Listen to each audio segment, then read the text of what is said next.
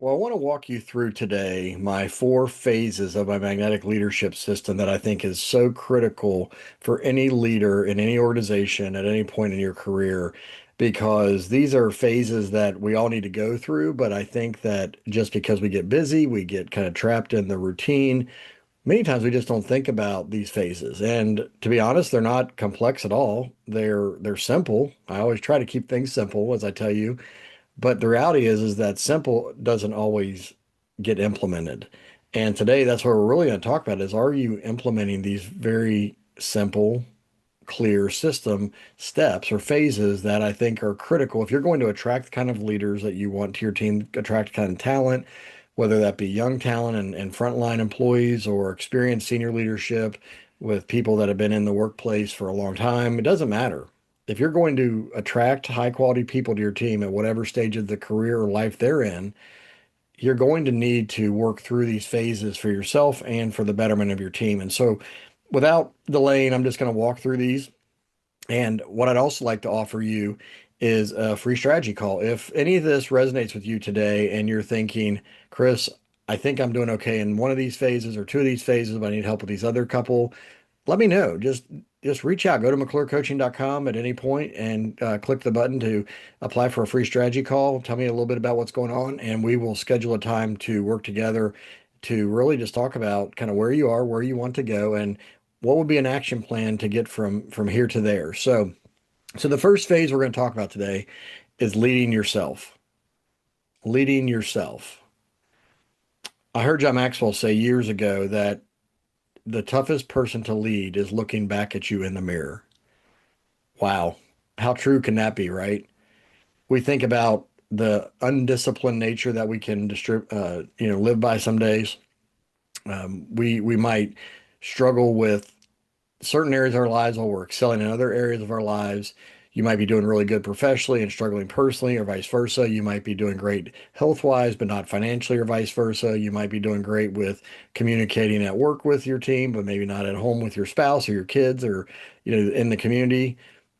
The problem with this, and really the reason that this system I think matters, is it's not a one time and done thing. It's something that we have to continually work on over and over, day by day, week by week, month by month, year after year, because just when you think you're doing well in one area, it's easy to realize that you're struggling in another area. And here's the reality, that's okay. That's okay because when you're trying to work on certain things, you're going to give more attention to that. But what happens is when you're giving attention to that one thing, there are other things that you're not giving as much attention to or any attention to at all. And so what I want to encourage you to think about is, where am I doing okay? Where am I strong right now in leading myself? But also, where could I be better? Where am I weak?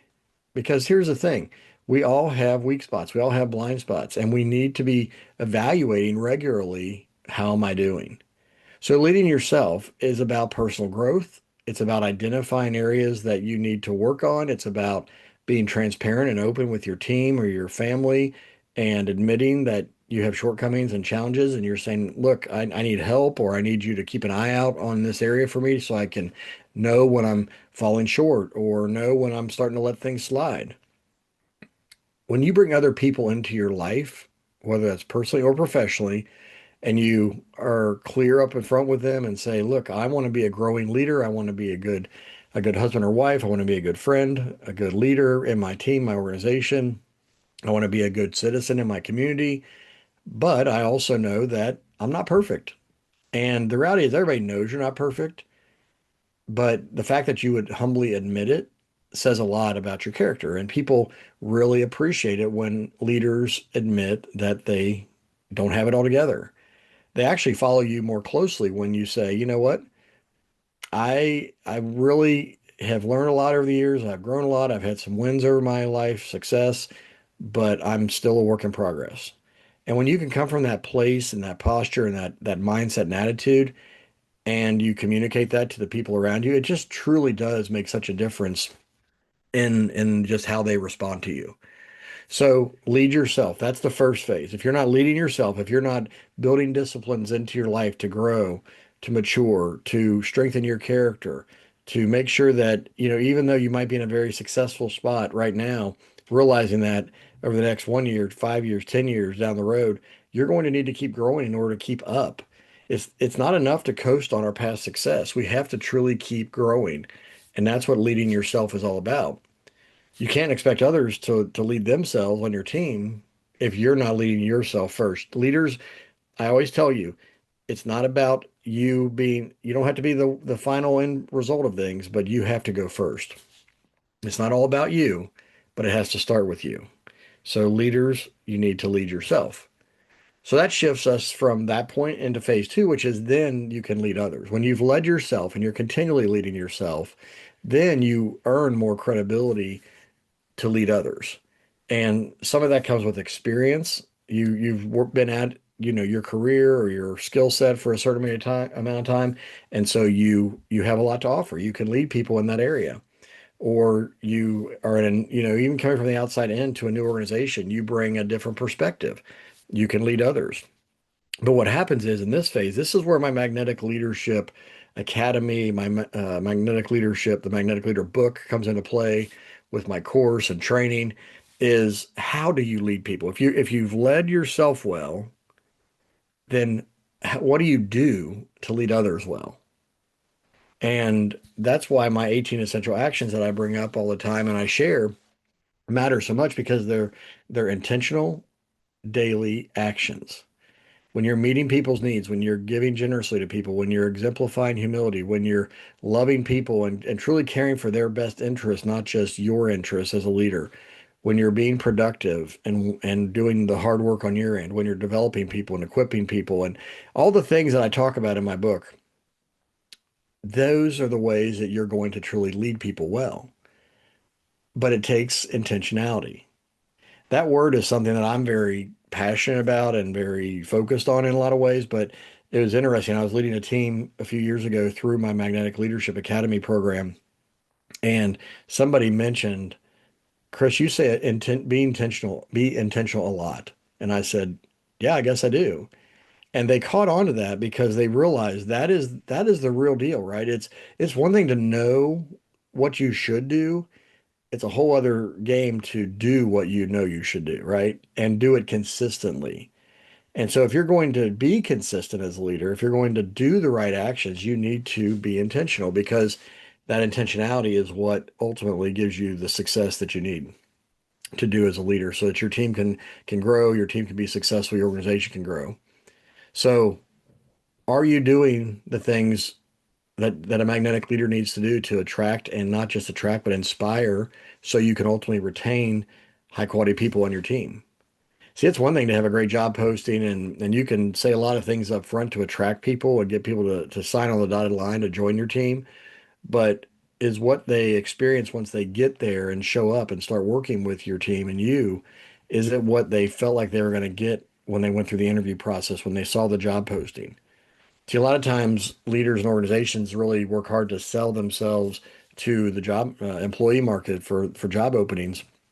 But then the problem is that once those employees get there, it's not exactly what they thought it would be. Now, some of that is their expectations, right? They have to manage those as well. But many of it comes down to your communication of what you're saying. And, every organization wants to think that they have a great culture, that they communicate well, that they have, exciting things to offer. But the reality is when somebody joins a team, the first day they step in the office, the first week, the first month, the first 90 days, what do they experience when they start engaging with you and your team? Are they seeing you as a leader who truly is leading others, or are they seeing you as a disengaged leader who is so focused on your own work and your own to-do list that you forget about the people you're leading? See, I don't think leaders do this intentionally, right? I don't think that leaders fail as leaders intentionally. I think it happens over time. It's this creeping, progressive thing that can happen because our to-do list continue to grow and problems just arise, and we have to be putting out fires and we have to be pushing people for deadlines and all the things that come with leadership. But the problem is in the midst of all that, we also have to be mindful that we can't let our foot off the pedal of developing, equipping, caring for our people. Because if we're not doing that, then guess what? They're going to feel like they bought into something that isn't really what they had hoped for. And so that hurts your retention, that hurts your engagement levels with your people. They may stay, they may like the paycheck, they may feel like they can't go anywhere else, or they don't want to jump jobs too soon. There's a lot of reasons people stay, right? But what if they stayed because they know that their leader truly, genuinely cares for them, cares for their growth, cares for their well-being and their success, and is going to invest in them personally as well as through investing in others coming in and working with them and the team.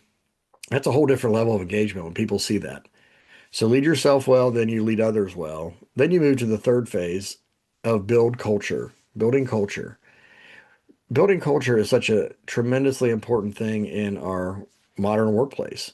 There are so many opportunities for people now, especially with remote jobs. And, people used to once, just wasn't that long ago, right? That people had to actually uproot their families, uproot their lives to move to a different city, state, even a country for a new job opportunity.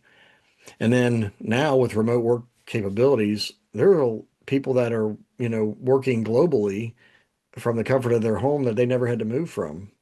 And so while that's a reality that we all face now, and it's a great reality in so many ways, it also means that it could be easy for people to jump ship and leave you if they don't feel like the culture is the place that they want to be. So this is the responsibility of the leader. It isn't the only job of the leader. Everybody has to help contribute to the culture. But as a leader, you have to go first. You have to define the culture that you want. You have to take steps to roll that culture out, and you have to guard that culture. This is huge. Guarding that culture that you've built is a monster of a project sometimes because it's easy, once again, to just drift into being a passive leader that thinks I got it set up, things are good. I don't have to worry about that. And then over time, typically months and years, it just kind of fades.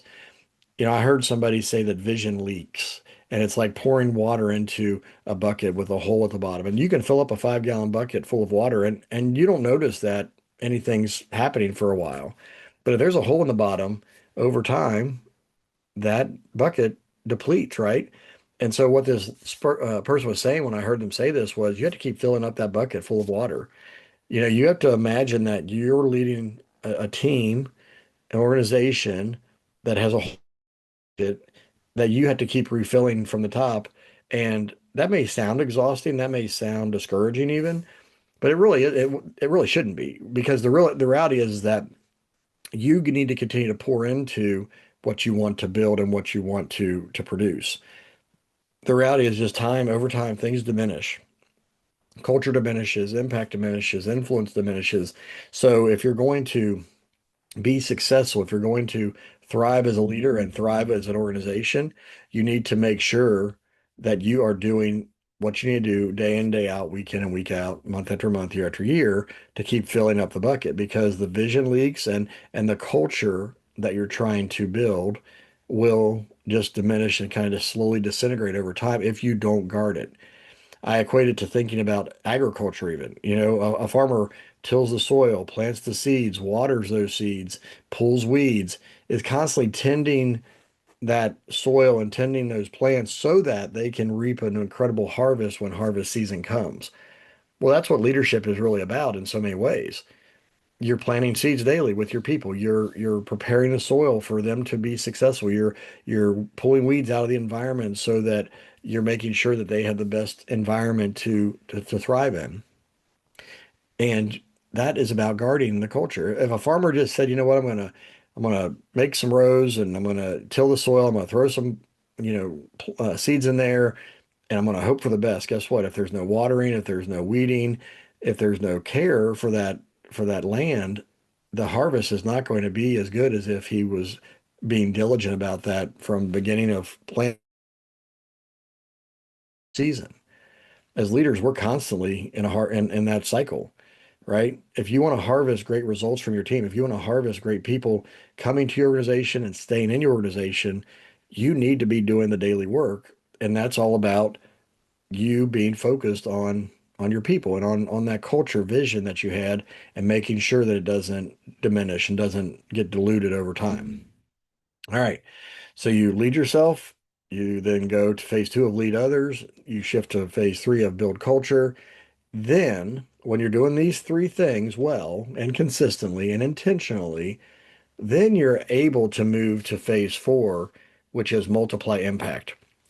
What this means is you're multiplying leaders, you're multiplying yourself. It's not just all the weight is on you as the leader or just a few at the top of the organization. The culture is being multiplied. People are leading because they're watching you lead yourself well, they're watching you lead others well, they're learning from you. You're having great leadership conversations and developing your people and equipping them to be successful. You're building that and protecting that culture. And then it's that at that point where people are like, you know what? I think I can do this. I've seen this. I can do this with my team, or I can do this with the few people in my work group, or the few employees that I lead, whatever it may be.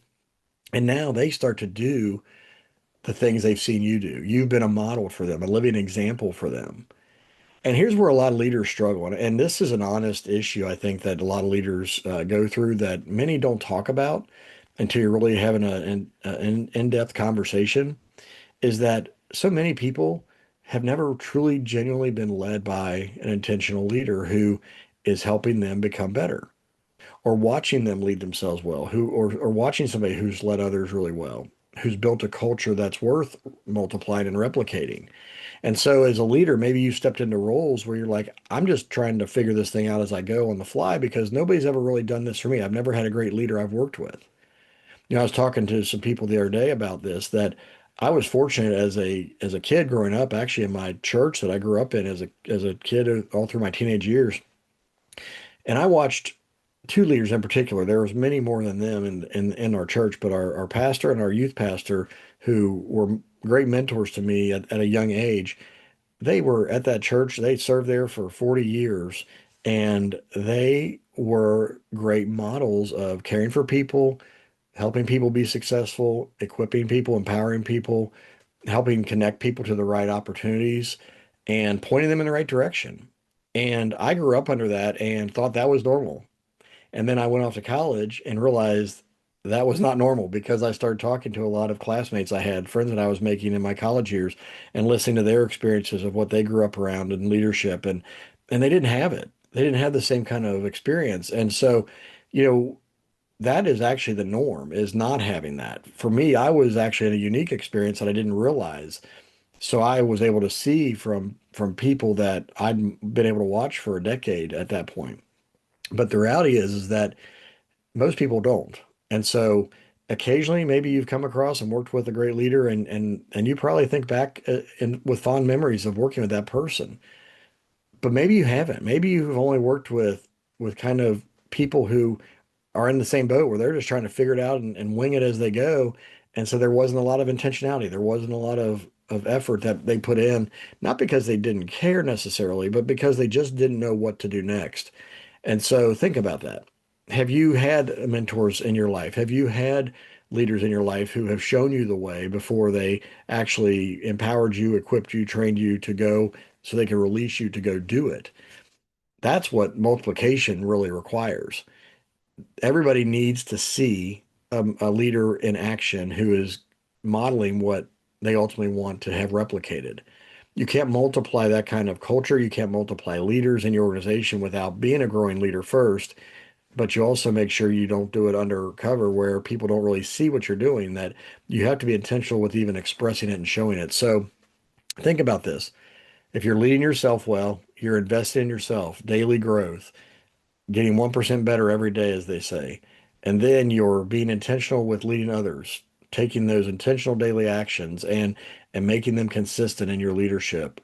And then you're building and defining the culture that you want and making sure it's happening and protecting that culture.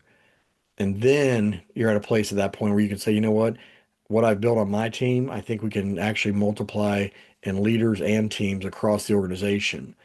And when that happens, it's a very, very powerful thing. It's a game changer for a lot of organizations because when you can multiply that, then you can scale your business to different levels and new heights.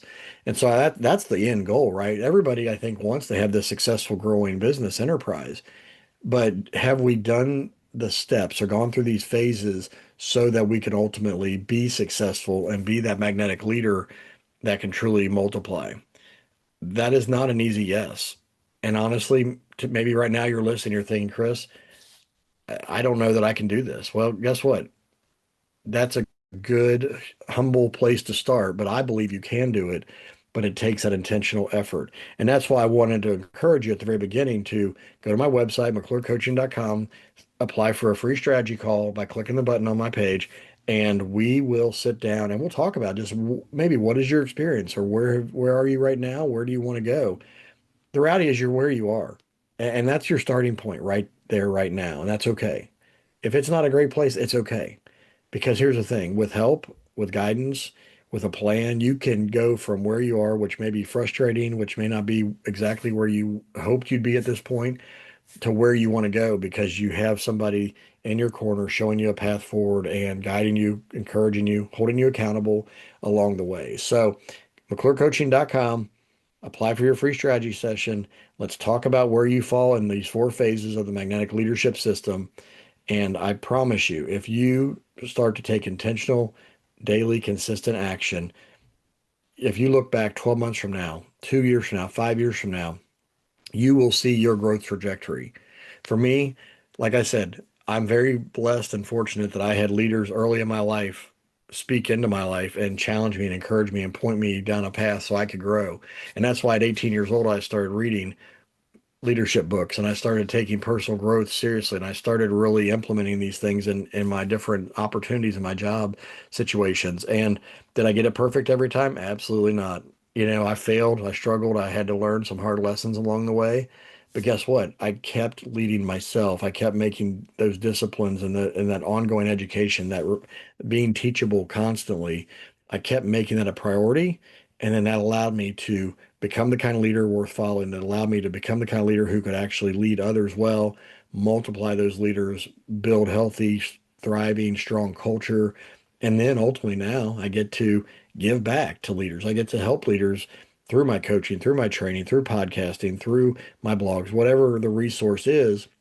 I get to help now because of the journey I've been on. And you can do the same thing if you start today. Maybe you've been doing it for a while and you're saying, you know what, Chris, I have been doing this. And maybe you haven't been as intentional about multiplying it though. And you're thinking, I'm leading myself well. I'm trying to keep growing. I'm trying to lead others well daily basis. I'm trying to build that culture, but maybe I haven't really multiplied myself. So if I ever left or something ever happened to me, would what I've been doing or been building actually be able to be replicated? That's a big one for a lot of leaders. Many times there's not a backup plan. There's no redundancy behind key leaders. And it's that whole thing of what happens if you get sick? What happens if you get in a car accident? What happens if you take a new opportunity somewhere?